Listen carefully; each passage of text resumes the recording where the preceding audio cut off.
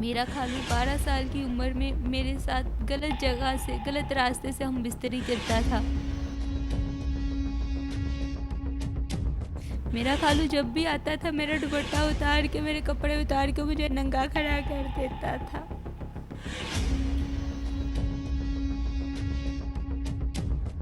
मेरा खालू और मेरा सौतेला बाप जो था मुझे 6 साल से मिसयूज़ कर रहे हैं। अभी ये रमज़ान की ही बात है, पापा ने 2 दफ़ा मेरे साथ गलत किया। जो मेरे सौतेले पापा हैं, ज़्यादती की है मेरे साथ, ज़बरदस्ती की है मेरे साथ। इस्लाम में जिस चीज़ से मना किया गया है, अपनी बीवी के साथ अपने हम बिस्तरी नहीं करनी, खालू उसी तरह से मुझे यूज़ करते थे।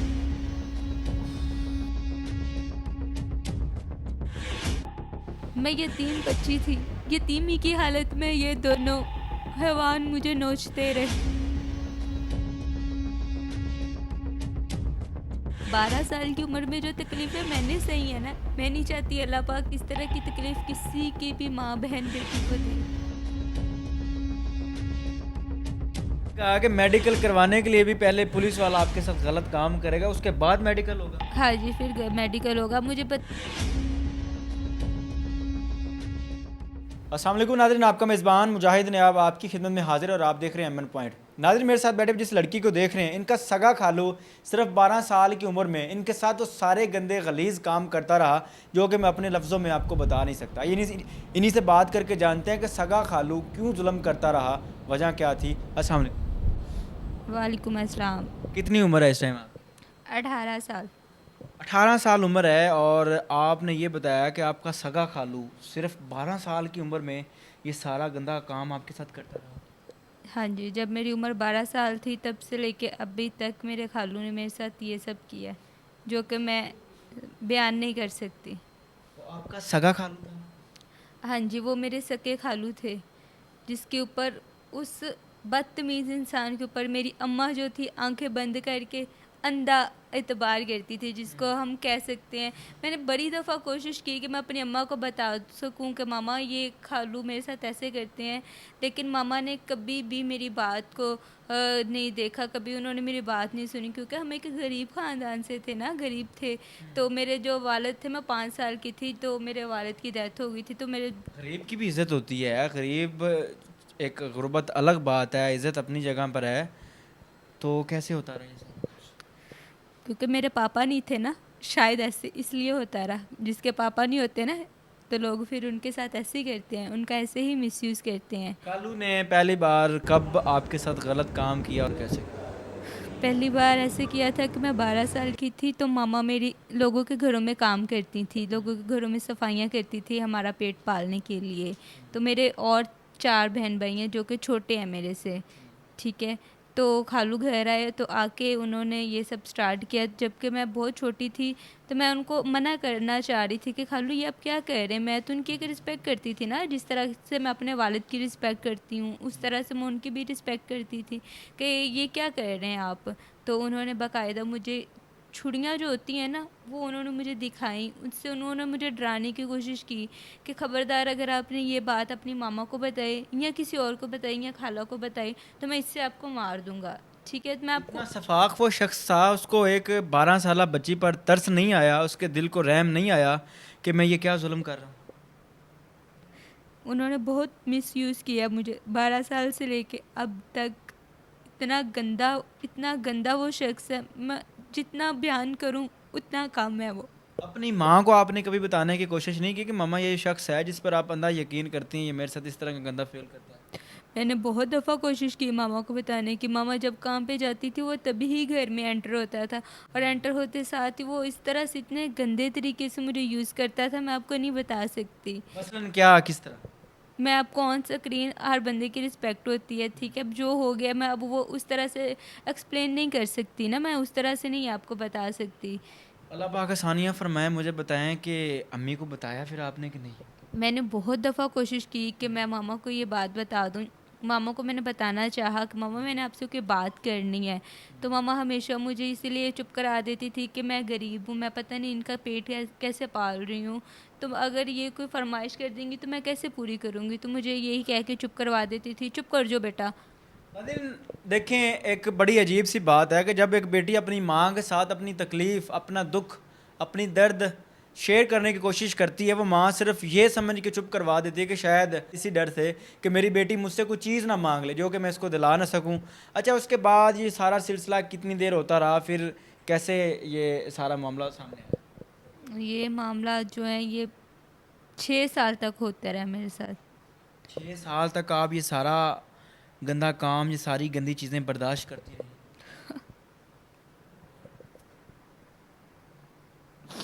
पापा नहीं थे ना मेरा बड़ा भाई नहीं था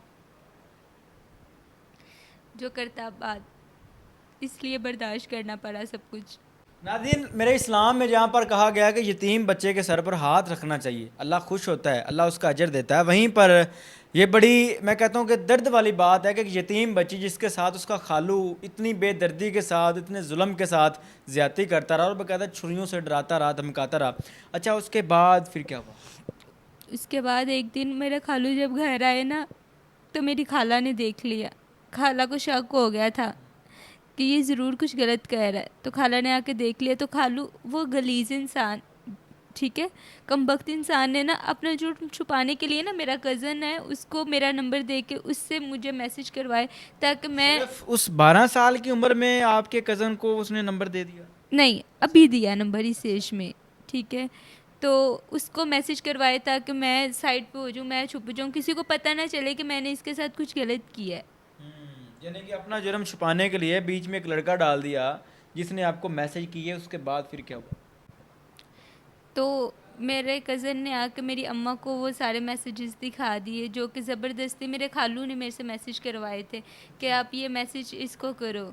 आपके मोबाइल से उस लड़के को मैसेज ज़बरदस्ती करवाए गए? ज़बरदस्ती करवाए थे मेरे खालू ने, तो वो लड़का घर आ गया, रमज़ान की बात है ये, इसी रमज़ान की बात है, तो वो लड़का घर आ गया, मेरी मामा को आके उसने आते साथ वो सारे मैसेजेस दिखाए कि ये देखेंगे ज़ैनब मुझे मैसेज कर रही है, ठीक है, हालांकि मैंने उसे मैसेज नहीं किए। मेरी मामा ने उल्टा किसी और को गलत कहने के बजाय मेरी मामा ने उल्टा मुझे ही गलत समझा कि तुमने उसको मैसेज किए, तुम्हारी गलती है। अच्छा, इस बात का आपकी अम्मी को कैसे पता चला और ये सारा मामला कैसे खुला?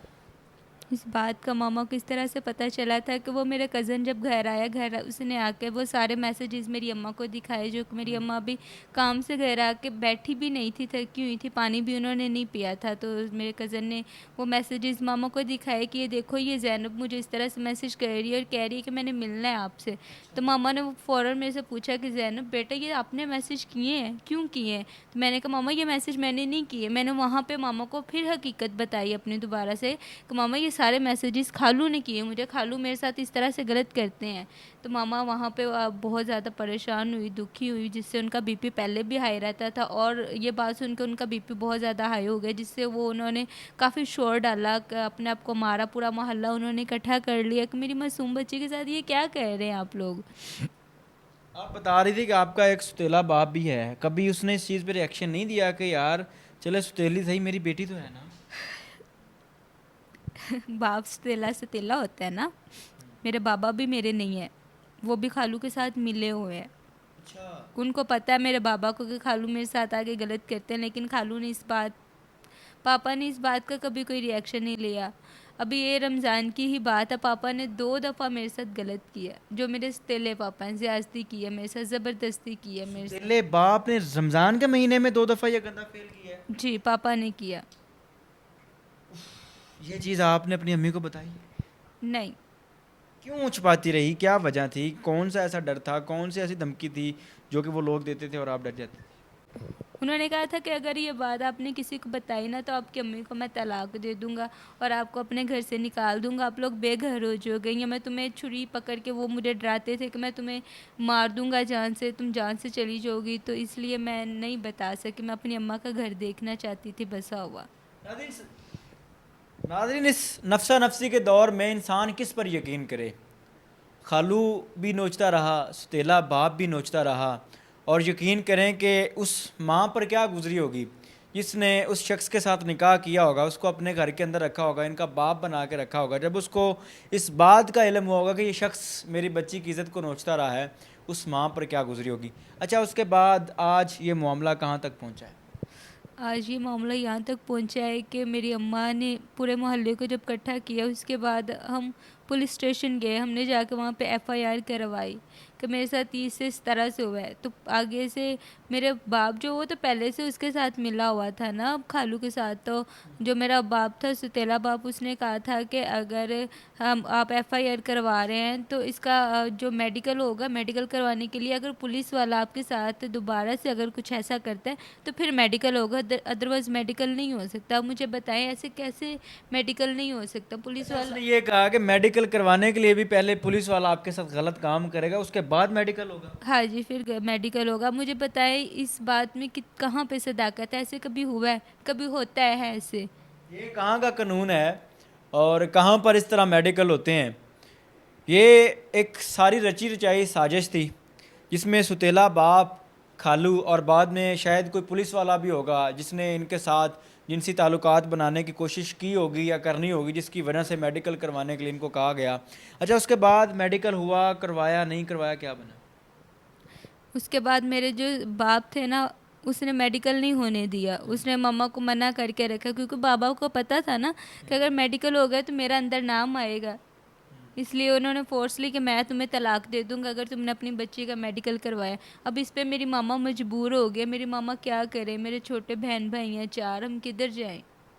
अपनी माँ का घर बचाने के लिए ये लड़की, यकीन करें कि जुल्म की भीड़ चढ़ती रही। खालू करता रहा, सुतेला बाप करता रहा, और उसके बाद यकीन करें कि जिस शख्स की भी इस पर नज़र पड़ी होगी, जिसके पास भी इसकी ये कहानी गई होगी, उस शख्स ने इसको नोचने की कोशिश की होगी। क्योंकि ये मेरा मुआशरा इस तरह का है ना, जब एक बच्ची की इस तरह की कहानी होती है, हर शख्स उसके बारे में गलत सोचता है। आज कैसे हालात हैं और कहाँ तक पहुँची? आज मैं वहीं की वहीं, कहीं नहीं गई।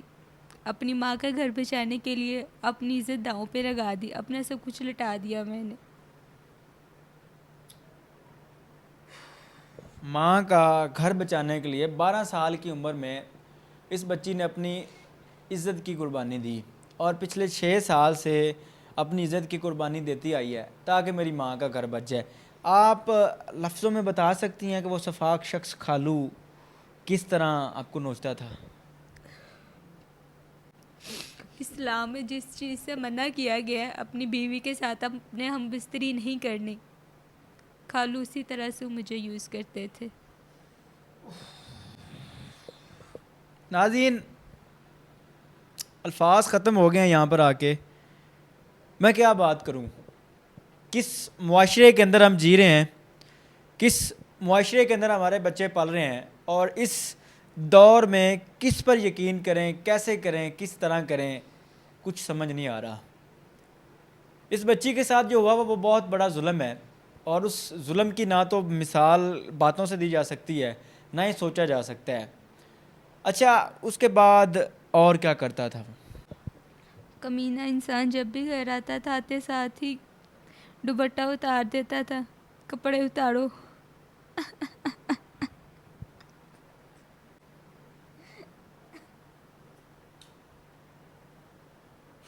वो बेटी रोए ना तो क्या करे, जिस बेटी ने यतीमी की ज़िंदगी गुजारी हो। वो बच्ची रोए ना तो क्या करे, जिस बच्ची के साथ सुतेला बाप गलत काम करता रहा। वो बच्ची रोए ना तो क्या करे, जिसके साथ उसका खालू, मैं कहता हूँ कि छुरी की नोक पर ज़्यादती करता रहा। और वो बच्ची अपनी माँ का घर बचाने के लिए, अपनी माँ का घर बसाने के लिए अपना सारा कुछ निचवाती रही, सिर्फ इसी वजह से कि हमें घर से निकाल दिया जाएगा, मेरी माँ को मार देंगे या मेरी माँ को तलाक दे दी जाएगी, सिर्फ इसी वजह से। आज मीडिया पर आने का मकसद क्या है, क्या चाहती है? आज मीडिया पे आने का मेरा मकसद ये है कि मैं बड़ी बहादुरी के साथ ये कहना चाहती हूँ उन लोगों को जो देख रहे हैं कि अगर आपके साथ कहीं पे कुछ गलत हो रहा है तो उसको बर्दाश्त ना करें।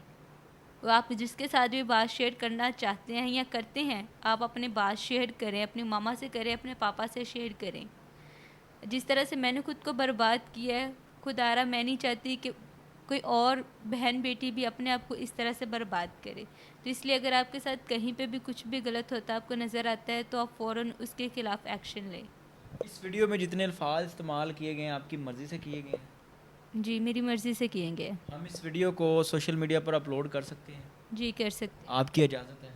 जी, इजाज़त है। खैर नाज़रीन, ये कहानी है इस बेटी की जिसके साथ मैं कहता हूँ कि जुल्म अगर कहा जाए तो बहुत छोटी बात है, बहुत छोटा लफ्ज़ है, और इसको एक्सप्लेन करने के लिए मेरे पास अल्फाज नहीं है कि किस तरह इसके साथ ज़्यादती की गई, किस तरह इसको पिछले 6 साल से नोचा जा रहा है, और आज इसने बड़ी बहादुरी से ये बात आपके साथ शेयर की, ऑडियंस के साथ शेयर की। मतलब ये नहीं कि मुआशरे में कोई वल्गैरिटी फैलाना, मकसद ये है कि आपको अवेयर करें कि अगर आपके इर्द गिर्द, आपके साथ, आपके घर में या आपके इर्द गिर्द इस किस्म का कोई मसला है तो उसको शेयर करें। उसको जितना छुपाएंगे, जितना उस पर आप पर्दा डालेंगे, वो उलझता जाएगा, उतना ही आपको मुसीबतें फेस करनी पड़ेंगी, उतना ही इस तरह के लोग आपकी ज़िंदगी में आएंगे और आपको नोचना चाहेंगे। इस कहानी से आप क्या सीखते हैं, अपनी कीमती राय का इज़हार ज़रूर कीजिएगा। देखते रहिए एमएन पॉइंट।